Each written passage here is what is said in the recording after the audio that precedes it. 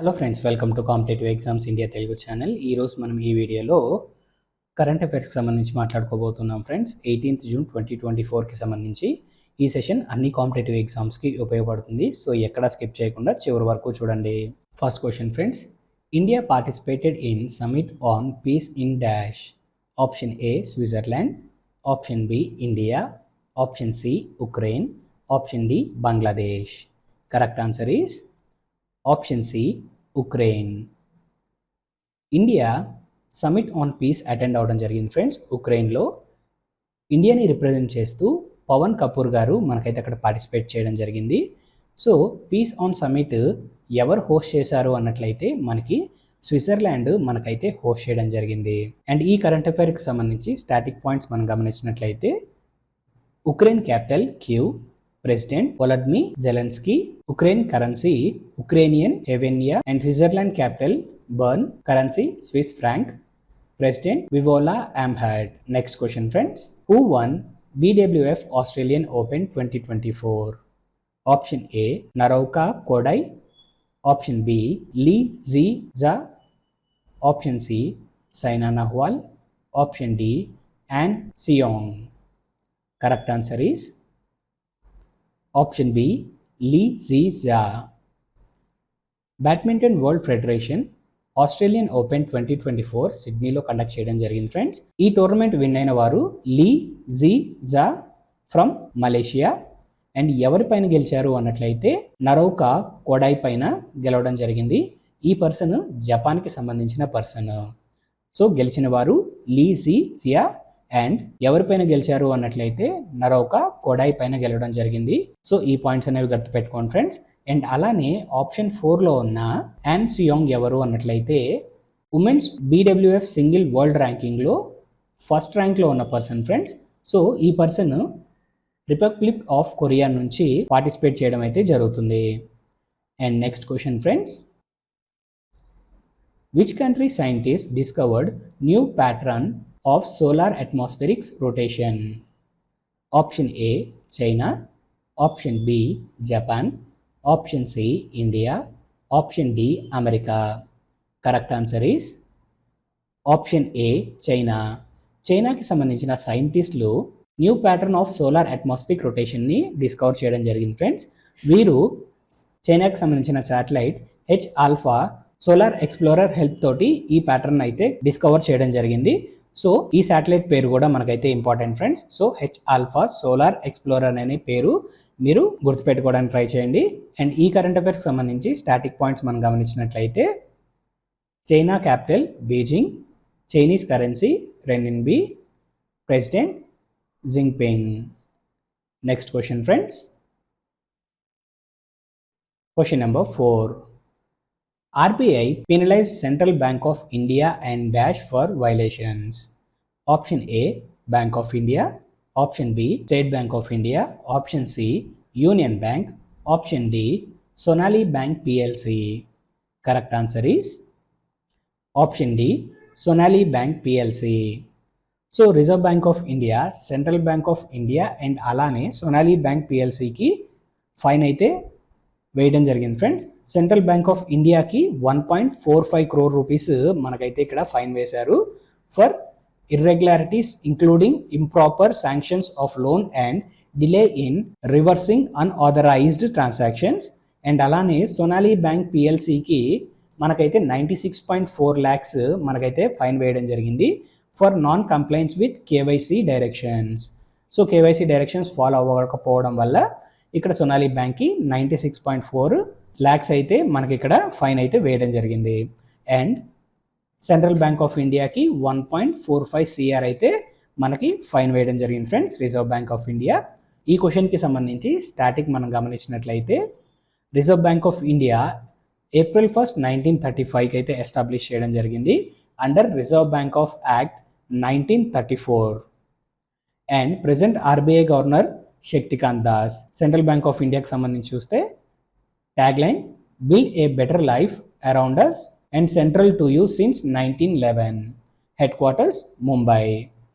And Reserve Bank of India headquarters కూడా మనకి ముంబైలోనే ఉంది ఫ్రెండ్స్. సో ఈ పాయింట్ కూడా గమనించండి. అండ్ నెక్స్ట్ క్వశ్చన్కి మనం మూవ్ ఆన్ అయినట్లయితే The Reserve Bank has cancelled Dash Bank license due to insufficient capital and unsustainable financial prospects. Option A, SBI. Option B, Purvanchal Cooperative Bank. Option C, Union Bank. Option D, none. Correct answer is option B, Purvanchal Cooperative Bank. So Purvanchal cooperative bank సంబంధించిన licence అనేది RBI cancel చేయడం జరిగింది friends. So ఎందుకు అన్నట్లయితే insufficient funds వల్ల మనకైతే ఇక్కడ Purvanchal cooperative bank లైసెన్స్ని cancel చేయడం జరిగింది.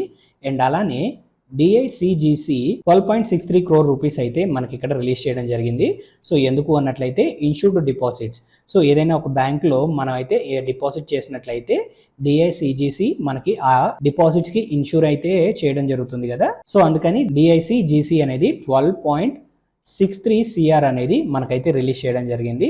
అండ్ నెక్స్ట్ క్వశ్చన్ కి మనం మూవ్ ఆన్ అయినట్లయితే మనకి according to Mercer 2024 cost of living survey which of the following is most expensive city in world? Option A Mumbai, option B London, option C Kolkata, option D Hong Kong. Correct answer is option D Hong Kong. So cost of living survey ప్రకారంగా మనకి most expensive city ఏది అన్నట్లయితే Hong Kong friends. And అలానే ఇండియాలో most expensive city ఏది అన్నట్లయితే Mumbai. And Mumbai అనేది మొత్తం గ్లోబల్గా మనం చూసినట్లయితే మనకి 136th పొజిషన్లో ఉంది. అండ్ ఓన్లీ ఏషియా రీజన్లో గమనించినట్లయితే 21st పొజిషన్లో అయితే ఉంది ఫ్రెండ్. సో ఈ పాయింట్ అనేది గమనించండి. వరల్డ్ మొత్తంలో మోస్ట్ ఎక్స్పెన్సివ్ సిటీ ఏది అన్నట్లయితే హాంకాంగ్, ఇండియాలో ఏది అన్నట్లయితే మనకి ముంబై అవుతుంది. అండ్ ముంబై ఆల్ ఓవర్ వరల్డ్లో ర్యాంక్ ఎంత అన్నట్లయితే మనకి 136 అవుతుంది.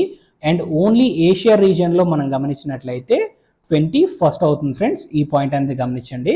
నెక్స్ట్ క్వశ్చన్కి మనం మూవ్ ఆన్ అవుదాం. Where is the world's highest railway bridge located? Option A China, option B Pakistan, option C India, option D Bangladesh. Correct answer is option C India. Indian Railway completed a successful trial of an electric engine from Sangaldan to Rasi, crossing the world's highest steel arched rail bridge, the Chenab Bridge. Recent గా Indian railway అనేది ఒక trial run అనేది conduct చేయడం జరిగింది friends, ఈ Chenab bridge ని test చేయడం కోసం. సో ఈ చినాబ్ బ్రిడ్జ్ అనేది మనకి ఎక్కడ ఉంది అన్నట్లయితే మనకి జమ్మూ కాశ్మీర్ లో ఉంది ఫ్రెండ్స్. ఏ రివర్ పైన ఉంది అన్నట్లయితే మనకి చినాబ్ రివర్ గోర్జీ పైన మనకైతే ఇక్కడ ఈ చినాబ్ బ్రిడ్జ్ అనేది ఉంది. సో ఈ బ్రిడ్జ్ యొక్క హైట్ వచ్చేటప్పటికి మీటర్స్లో 359 మీటర్స్ ఫ్రెండ్స్.